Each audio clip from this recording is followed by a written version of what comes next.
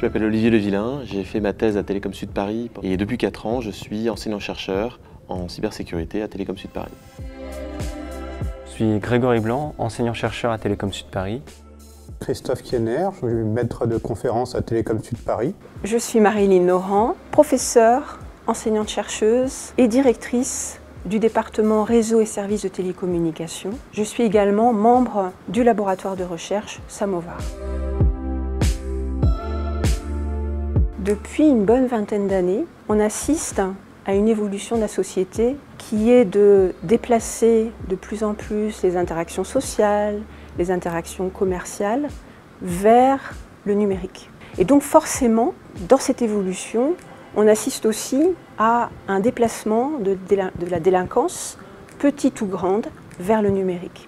On a de nombreux acteurs malveillants qui vont prendre avantage en fait, de ces différents services pour pouvoir viser nos concitoyens qui ne savent pas forcément se prémunir des attaques, bien qu'il y ait de nombreuses protections qui soient déjà disponibles. La cybersécurité a souvent une perception un peu négative, à la fois de la part du public et des entreprises.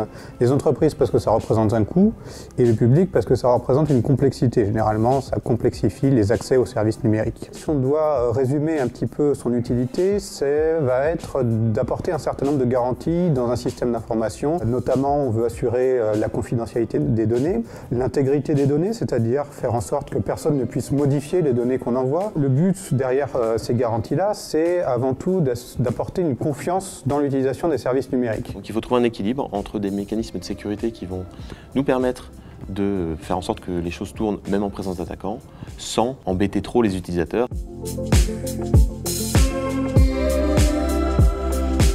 Tous les secteurs sont concernés par la cybersécurité, qu'ils le veuillent ou non, puisque tous les secteurs ont besoin du numérique et donc tous les secteurs ont besoin de cybersécurité.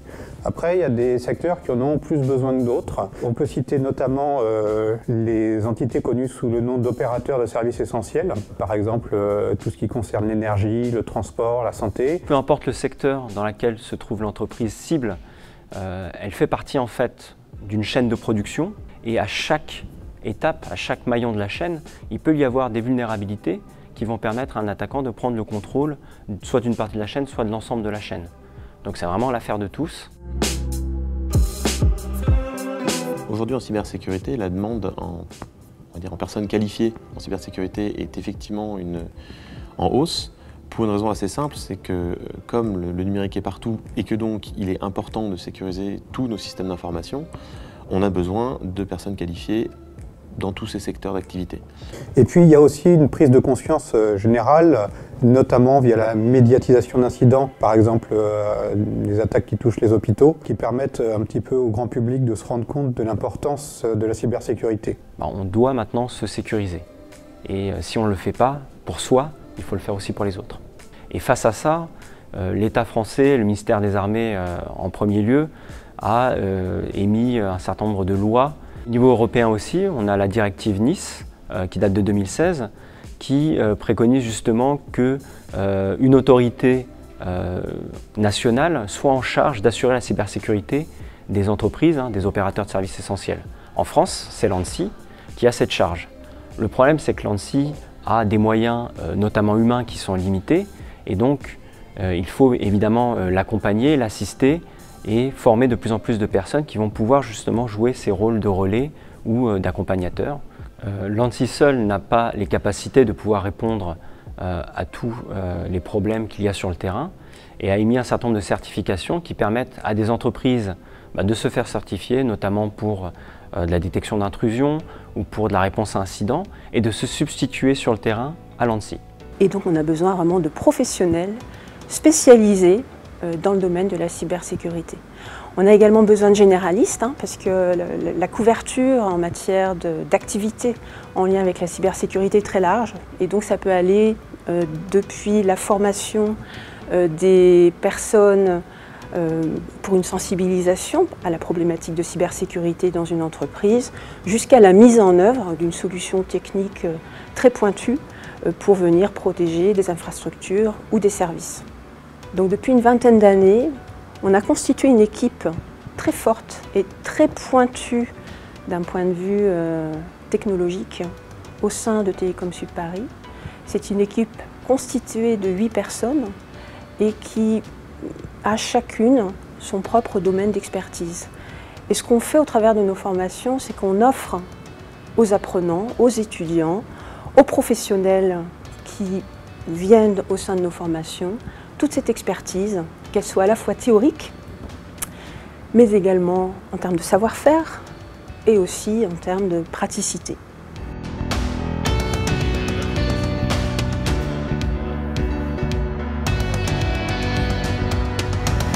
Télécom Sud Paris propose aujourd'hui 3 formations en cybersécurité. La première concerne soit des élèves en formation initiale en France, soit à l'étranger, pour leur proposer un master, donc diplôme national de master, dans le cadre de l'Institut Polytechnique de Paris. Et ce master, donc, qui est en fait un parcours cybersécurité, a pour vocation d'amener des étudiants vers la recherche principalement. Donc, soit pour devenir ingénieur de recherche, soit pour poursuivre en thèse ensuite. C'est aussi un domaine dans lequel on a encore beaucoup de choses à découvrir et à proposer pour être inventif face aux attaquants. Dans le cursus ingénieur, les étudiants ont la possibilité en fin de 2e année de choisir une spécialisation qu'on appelle chez nous voie d'approfondissement en sécurité des systèmes et réseaux. Celle-ci donc va se jouer sur la fin de la 2e année et ensuite se prolonger sur le premier semestre de 3e année avant de partir en stage. Chez nous, on a l'avantage en plus d'offrir un titre supplémentaire qui est octroyé par l'ANSSI, l'Agence nationale de la sécurité des systèmes d'information, et qui est le titre d'expert en sécurité des systèmes d'information. Dans la formation en cybersécurité à Télécom Sud Paris, celle qui est destinée aux ingénieurs, ils ont la possibilité de voir un spectre assez large des différents métiers de la cybersécurité et des différentes compétences qui sont requises. Et il y a aussi une part très importante qui est dédiée à la pratique. Toutes ces compétences sont inculquées et enseignées par des professionnels du domaine qui nous viennent d'entreprises qui sont partenaires ou par exemple des entreprises dans lesquelles nos anciens ont déjà la chance d'évoluer. En dernière année, ils vont avoir 4 modules qui s'articulent autour d'une part de l'évaluation des risques, de la détection des attaques, d'autre part de la cryptographie, un autre autour justement du filtrage réseau, et on a ce prisme réseau qui est très important à Télécom Sud Paris puisqu'on est une école télécom. Cela effectivement positionne de manière assez unique Télécom Sud Paris dans le panorama des formations en cybersécurité. Télécom Sud Paris propose notamment le master spécialisé, donc cybersécurité des opérateurs de services essentiels, qui est une formation Bac+6, qui est labellisée SecNuMedu, qui peut s'adresser aussi bien à des étudiants qui sont en poursuite d'études qu'à des professionnels qui ont déjà un certain nombre d'années d'expérience et qui souhaitent soit se spécialiser, soit se reconvertir.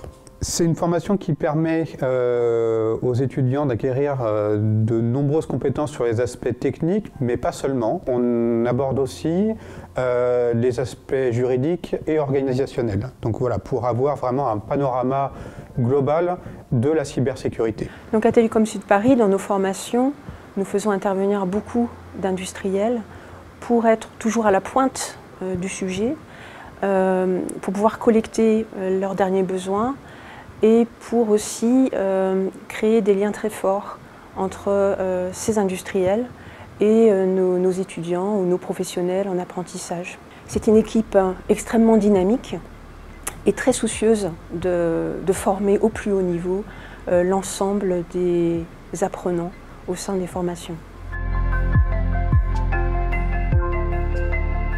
Nous recevons à Télécom Sud Paris de nombreuses sollicitations des entreprises pour collaborer à des projets innovants de recherche et nous les aidons à construire les solutions de demain pour assurer justement la protection des personnes, des infrastructures et des services.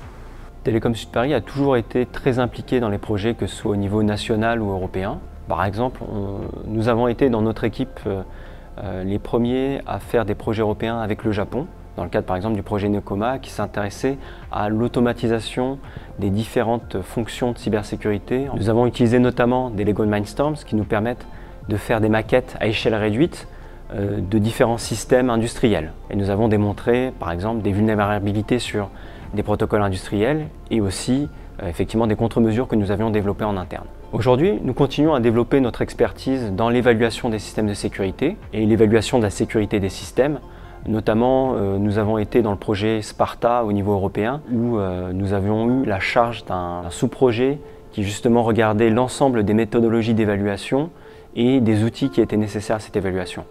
Nous prolongeons cette expertise aujourd'hui dans un projet qui s'appelle CERES, dans lequel nous continuons à travailler sur l'évaluation continue de sécurité de systèmes cyberphysiques, tels que par exemple des systèmes industriels ou des systèmes de gestion technique de bâtiments. Les enseignants-chercheurs de l'équipe sont toujours impliqués sur des projets de différentes natures. On a des projets européens, parmi lesquels on peut citer Socrates, qui a pour but de réaliser une plateforme de réponse à incidents intelligente. Il y a eu, il y a quelques années, le projet Tesla qui visait à monter une plateforme pour passer des examens en ligne de manière sécurisée.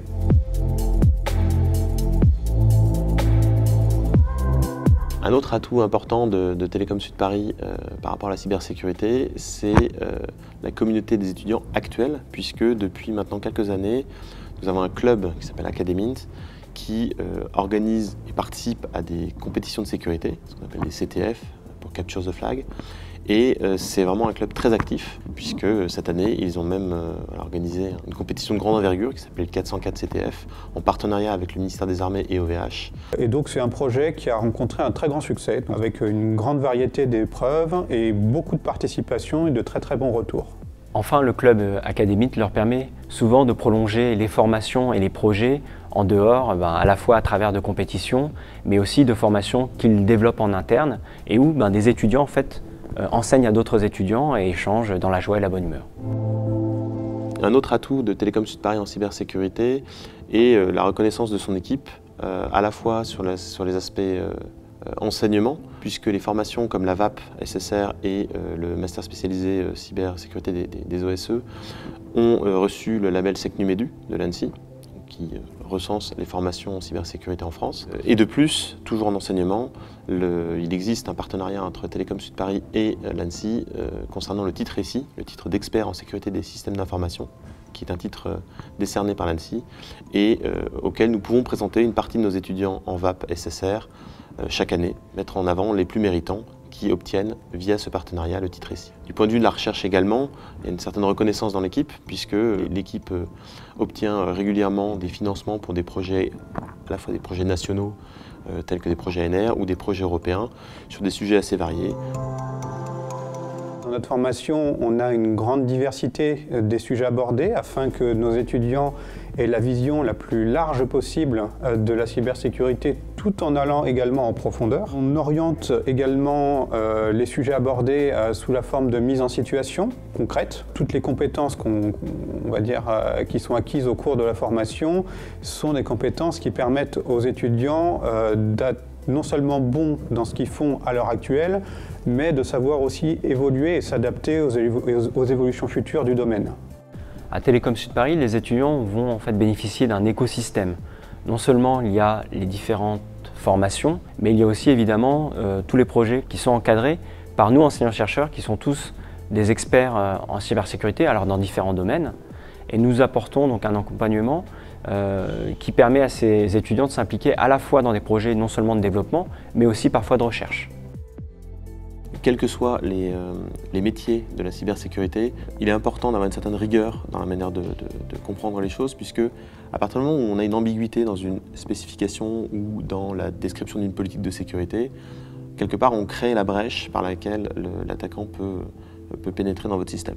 Donc ça, c'est quelque chose d'assez important, c'est d'avoir une vision large et puis d'avoir une rigueur dans la manière dont on décrit les attaques, dont on décrit les moyens de sécurisation. On a besoin d'avoir des gens qui se posent les bonnes questions et en particulier qui sont capables de penser comme un attaquant. Et ça, c'est finalement ce qu'on appelle parfois l'esprit de sécurité, cette capacité de se projeter dans la tête d'un attaquant et de regarder aussi ce qui pourrait mal se passer. L'image du hacker caché sous son hoodie est assez tenace, mais il faut bien lui reconnaître une certaine qualité, c'est la curiosité. Et pour moi, c'est probablement la première qualité qu'un étudiant ou quelqu'un qui souhaite se former en cybersécurité doit avoir. Toujours aller plus loin en fait que ce qu'on nous expose.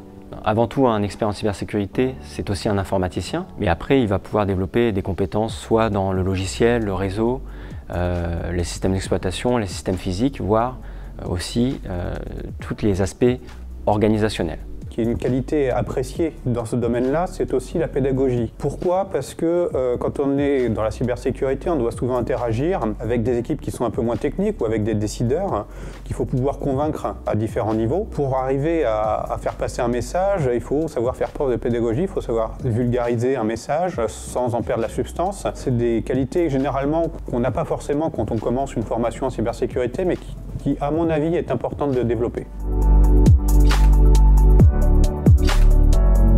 Il est un peu difficile aujourd'hui de faire des prédictions sur ce que sera la cybersécurité dans 10 ans, puisque il y a 10 ans, c'était déjà très différent d'aujourd'hui. Et donc, la seule chose qu'on peut dire aujourd'hui, c'est que la cybersécurité va être avec nous pendant encore un certain temps. Donc, on va avoir besoin de former des gens dans ce domaine pendant encore un certain temps. Donc, dans ce sens, on est à peu près sûr que c'est un domaine qui emploiera encore pendant des décennies. Comment le domaine va évoluer? On le voit déjà depuis une dizaine d'années, le domaine se structure avec de plus en plus de métiers différents, des gens qui se spécialisent. Chaque année, il y a de nouveaux emplois qui sont évidemment proposés sur le marché et la tendance n'est pas prête de s'arrêter puisque la surface d'attaque, comme je le disais précédemment, n'a de cesse de s'étendre, notamment avec par exemple le déploiement de la 5G ou des systèmes d'intelligence artificielle. Même si vous n'en faites pas votre métier, on a besoin de toutes et de tous pour pouvoir faire face aux différents problèmes de cybersécurité. Il ne faut pas hésiter à poser des questions, que ce soit nous, enseignants-chercheurs, on est à même de vous orienter sur des ressources, sur des petits cours pour pouvoir vous mettre le pied à l'étrier. Et puis aussi demander aux anciens, par exemple chez nous au Club Académint, des ressources pour pouvoir se former et peut-être être plus à l'aise avec l'idée que finalement on est capable d'être ingénieur en cybersécurité. C'est à la portée de tout ingénieur qui soit. Il ne faut pas avoir peur de se lancer parce que ça vaut le coup et ça vaut le coup à tout âge. Il ne faut pas avoir peur de se reconvertir en se disant c'est trop tard, maintenant voilà, j'ai trop d'années d'expérience, je ne peux pas me reconvertir dans un nouveau domaine. C'est pas vrai, la cybersécurité recrute et à tout âge. La cybersécurité, c'est vraiment un domaine passionnant qui est en pleine évolution, dans lequel il va y avoir vraiment encore beaucoup de débouchés intéressants et des carrières fabuleuses à imaginer. Venez donc étudier la cybersécurité à Télécom Sud Paris, vous vivrez une expérience enrichissante.